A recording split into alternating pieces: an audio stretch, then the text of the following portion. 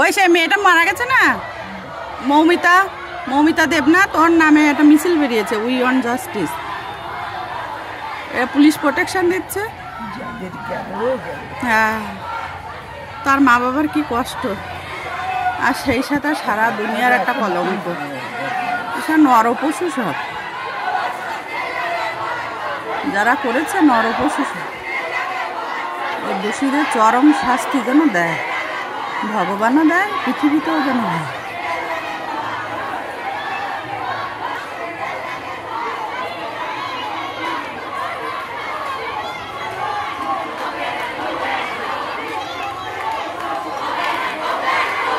ওই এই বউটা পার্কে যায়, এই যে লাল শাড়ি পরা, এই গোলাপি, ওই বউটা ডোনাসের সাথে পার্কে যেত।